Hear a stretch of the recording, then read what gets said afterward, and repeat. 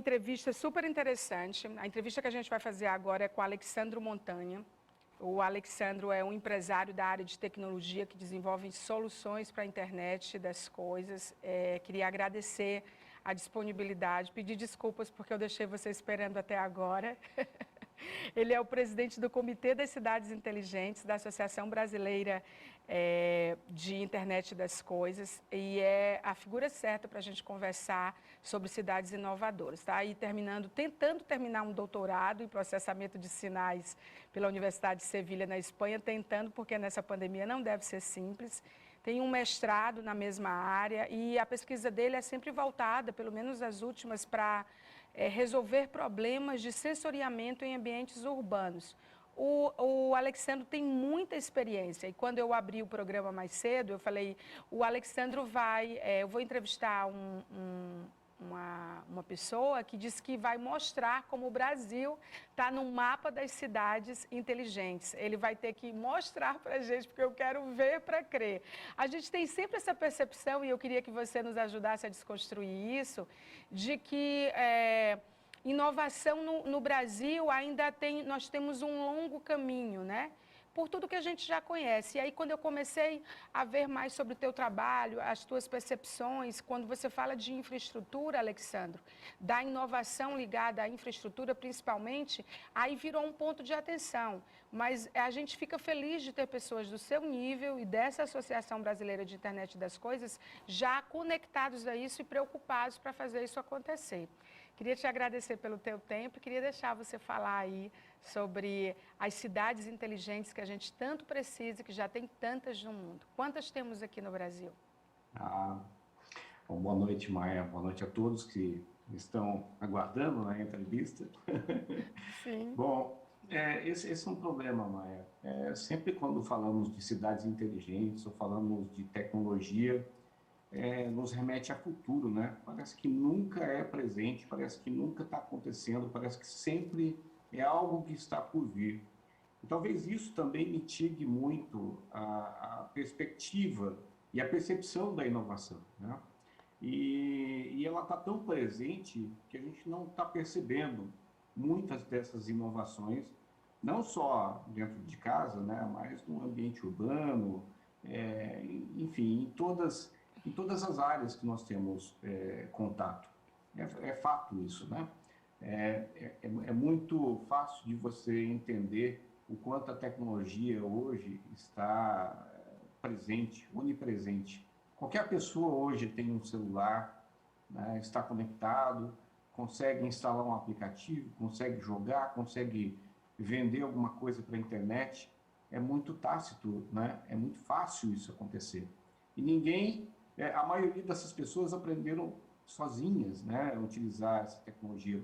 Mas se a gente voltar um tempo atrás, não muitos anos, que impacto que um celular causaria na sociedade há 10 anos atrás, há 15 anos atrás, né, ou até as pessoas mais velhas, como você apresenta essa tecnologia hoje. Ele é muito grande, ele é muito distante, né, chega a ser utópico. E é dessa forma que muitas das pessoas ainda enxergam o tema cidades inteligentes no Brasil e cidades inteligentes em países de terceiro mundo, né? Então, por esse motivo que a gente precisa discutir mais, falar mais sobre tecnologia, né? Mostrar para as pessoas que a tecnologia está presente e mostrar que a tecnologia ela não é um meio para a gente chegar no ambiente de cidades inteligentes, né? Perdão, não é o fim, mas sim o meio para a gente construir uma cidade inteligente. E a coisa mais importante para a gente agora é entender o que é uma cidade inteligente, né? Uma cidade inteligente é um ambiente composto por pessoas pensantes que usam todas as informações, né, para melhorar a vida das pessoas, melhorar esse ambiente, né? E é isso que a gente faz no nosso comitê da ABINC, né? A ABINC é a Associação Brasileira de Internet das Coisas, que é um outro assunto muito importante e que está assim sendo muito discutido atualmente, não só no Brasil, mas no mundo todo, né? E a ABINC tem vários comitês, e nós estamos no Comitê de Cidades Inteligentes, que discute as tecnologias de internet das coisas dentro do ambiente de cidades inteligentes.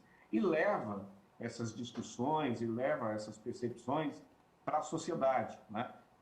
Para instituições, para as faculdades, para as empresas, apresenta para o poder público, para os empresários, para que eles entendam que existe tecnologia nacional, existe condição de alavancar muito da nossa economia, né? Agora há pouco eu estava ouvindo aí a propaganda do Banco do Nordeste, que fantástico isso, né? Você oferecer crédito para startups que criam tecnologia e que fomentam, né, a inovação e a melhoria da economia. Então, todo esse processo, tá, Maia, tudo isso que compõe o conceito de cidades inteligentes. Você pensar no todo, organizar os recursos que você tem, né?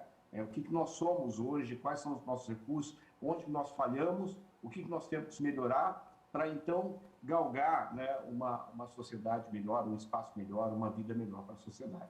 Eu queria dizer para você que eu sou uma entusiasta e apaixonada por inovação e tecnologia. Não é à toa que esse programa, com raríssimas exceções, só fala sobre inovação, tecnologia, criatividade, tudo isso ligado principalmente ao empreendedorismo. E que, quando eu falo dos pontos de atenção, é exatamente para falar, sim, sobre o que estamos fazendo, mas sobre o que não estamos fazendo enquanto país.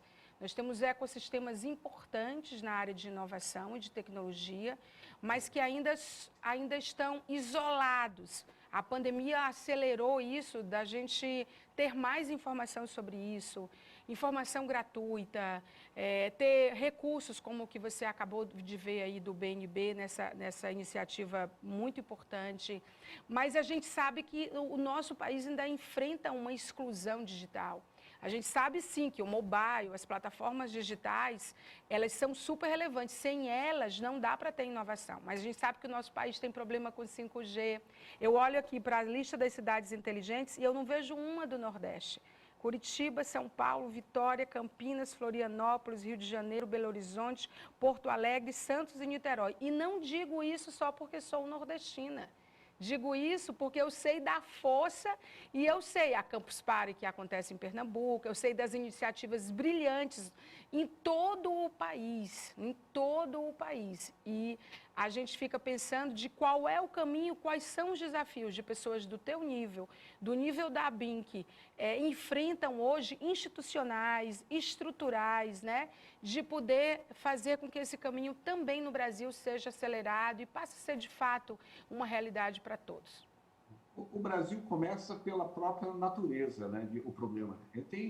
É continental, né? Nós somos um continente, nós não somos só um país, né? É gigantescas proporções e todos os problemas nossos também têm as mesmas proporções. Ultimamente, a gente tem percebido que isso que você disse, Maia, a pandemia, ela potencializou, ela mexeu tudo, sabe? Ela potencializou muitos dos negócios e muitas das inovações que estavam paradas. Sim. E ela acendeu diversos sinaizinhos de alerta no Brasil, né? Por quê? Vamos pensar no problema de supply chain. O quanto nós somos dependentes, né, de uma cadeia de suprimento internacional, né? O quanto que nós temos problemas de logística, porque se nós somos um país continental, nós temos que resolver o problema de deslocamento, de entrega, de tudo mais. E com a pandemia, com todo mundo ficando em casa, quantas soluções não foram criadas de delivery? Quantas pessoas, quantas empresas, startups não foram para essas áreas, batalharam, né? Criaram produtos inovadores e estão sendo compradas por outras grandes empresas, inclusive aqui no Brasil, por grandes redes, né, de várias áreas distintas, né?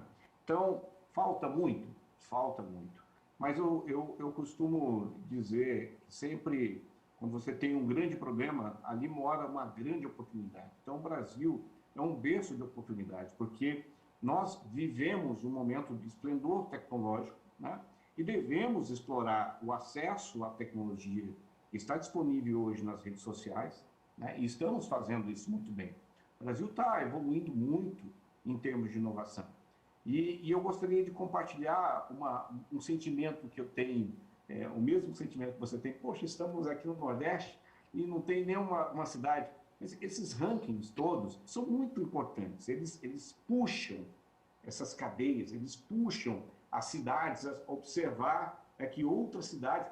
É muito interessante esse movimento, quando um governante, quando uma população olha para uma outra cidade e fala, poxa, por que eles têm aquilo, aquela organização, aquela tecnologia e nós não? E será que o que eu tenho de recurso aqui eu não posso produzir algo que eles também não vão ter? Então, esses rankings são muito subjetivos, consideram muitas coisas que são comuns em todas as cidades, mas existem especificações, né, que são daquela região. E eu posso dizer para você, Maia, que existem muitos projetos inovadores aí no Nordeste. Muitos, eu sei. Muitos. Eu tenho muitos amigos muito inovadores aí no Nordeste, cidades privadas sendo construídas no Norte e Nordeste do país, né? Que quando a gente fala de cidades inteligentes, né, a gente pensa numa cidade grande, pensa numa inovação avassaladora, né? Mas está explodindo em todas as partes do país projetos de laboratórios de smart cities que testam inovações locais, né? Semáforos inteligentes, iluminação conectada, né? Bueiros inteligentes e outros tipos de sensoramento. É aí que eu acho que é um ponto sensível, que eu acho que é bacana do projeto de vocês. Porque, por exemplo, quando eu olho aqui para o ranking, Alexandro, eu vejo que, por exemplo, Curitiba ganhou na categoria governança, São Paulo em mobilidade e urbanismo, Vitória em educação, outra em empreendedorismo, outro em meio ambiente, não deve ter alguma aqui ligada à saúde. Eu vejo assim que se não dá como você reconhecer uma cidade inteligente, eu tenho certeza que vocês fazem isso, sem fazer o cálculo de impacto. Acho que a palavra mágica para cidades inteligentes é a questão do impacto. Que indicadores estão ali e quantas pessoas foram alcançadas, em que escala? Porque também quando a gente fala de tecnologia, a gente está falando em escala, que são... Né? Não, eu estou falando com um cara que entende de escala, então eu não vou nem falar mais sobre isso, entendeu? Tipo assim, são números que são exponenciais, muitas vezes até difíceis de serem tangibilizados. E aí a gente percebe que quando você fala cidade inteligente, a gente fica pensando como era bom a gente ter sei lá, essas boas práticas já testadas, reconhecidas no Brasil, serem multiplicadas e as outras também serem reconhecidas, que eu tenho certeza que você conhece. A gente está falando de um concurso, né? Um olhar, uma percepção, mas tem outros em relação à inovação no Brasil, onde o Nordeste é parte dele e eu sei que você sabe disso. É porque eu acho que o estruturante... ele é fantástico, entendeu? Porque ele vai para o alcance, ele vai para o impacto. E a gente, mais do que nunca, está precisando disso. Sim, sim. Eu vejo, existem vários... Né? A tecnologia é uma das coisas que eles analisam, né? Para ranquear uma cidade como cidade inteligente. Né? E as coisas que devemos considerar realmente é aquilo que você disse, Maia. Né? Qual que é o impacto disso para as pessoas, né? Então, eles analisam lá o capital humano, coesão social, mobilidade, segurança. São várias áreas, né? São vários pontos, assuntos que são, de certa forma, subjetivos, mas que vão se consolidando, né? Vão formando uma base para a sociedade evoluir, né? Utilizar os recursos com responsabilidade, né? Potencializar aquilo que ela tem de melhor, né? O conceito de pluralidade, internacionalização, se abrir, né, para o mundo, reconhecer os padrões tecnológicos, exportar essa tecnologia. Então, na verdade, no final das coisas, é uma questão de harmonia, de você usar o máximo da tecnologia possível para harmonizar a convivência social, né, melhorar a qualidade de vida das pessoas, sim, trazer transparência para o governo, né? A gente perceber as ações de fato, não ficar tão desconfiado das ações, independente de partidos, de anos e tudo. A gente vive esse tipo de sequestro, né? Então, sim, tudo isso, todo esse conjunto, e nós estamos vivendo esse momento fantástico, eu sempre gosto de citar isso, singular, né? tantas informações e tanta capacidade de processar e perceber o valor dessas informações. Né? E ter estrutura, né? Por exemplo, aqui no Piauí, a gente tem uma parceria público-privado que chama Piauí Conectado, junto com o governo do estado, que está fechando agora a quantidade de cidades com fibra óptica. Então, a fibra óptica está chegando nesses lugares e vai permitir com que outras operadoras que não podem ou não gostariam de fazer o trabalho, porque cabear no chão não é para qualquer um, tem um custo e tem que ter sangue no olho. É realmente trabalho de PPP, não é que seja só deles, mas é importante que haja essa parceria para chegar em outras coisas, porque tudo isso que você falou, com a exclusão digital, não acontece. Não vai ser falta de mentes brilhantes, não vai ser falta de cenários com problemas, com precariedades, escassez, sabe? Vai ser falta mesmo da internet, vai ser falta daquilo, porque eu sei que nem toda inovação é tecnologia, mas toda tecnologia é uma inovação, praticamente 100%. Existem inovações sem exatamente ser a tecnologia, né? Existem muitas, brilhantes, né? Mas, assim, a gente precisa de 5G, a gente precisa ter internet, a gente precisa fazer realmente o país despertar e as cidades, o país enquanto nação, acho que as cidades, né, enquanto governos estaduais e municipais, apoiarem esses ecossistemas, porque são mentes brilhantes e que podem fazer o que muitas vezes, na maioria das vezes, o Estado não consegue fazer. Por isso a importância da parceria público-privada e por isso que eu citei esse exemplo aqui no caso particular do Piauí. Só por esse ponto aí você já está no ranking das cidades inteligentes, porque fazer dar certo uma PPP não é para qualquer um. Não mesmo. Não é. Né? Então, são esses desafios que são superados que tornam as cidades inteligentes. Né? E esse é o trabalho nosso. O trabalho do Comitê de Cidades Inteligentes é justamente deixar mais sensível esse tipo de assunto, trazer à tona, discutir mais. Conversar. Exato, né? Fazer ser conhecida a tecnologia e criar a necessidade na própria população para ela cobrar dos seus governantes. Muito bom conversar com você, muito obrigada pela entrevista. Nós estamos à disposição quando tiver novidades, quando quiser conectar a gente novamente, é só usar o seu celular. Tá bom. Usar a tecnologia para encontrar a gente aqui. Obrigada, Alexandre, e parabéns pelo trabalho de vocês e esse trabalho fantástico da Associação Brasileira de Internet das Coisas. Não deu para a gente falar de Internet das Coisas, ia ter que ter outra entrevista, né? Tem outra entrevista. Que é uma loucura o que tá rodando, o que está em laboratório, o que está vindo por aí, é uma loucura, gente. Mas é outra entrevista. Depois o Alexandre volta aqui novamente para a gente falar disso. Obrigada, querido. Boa noite.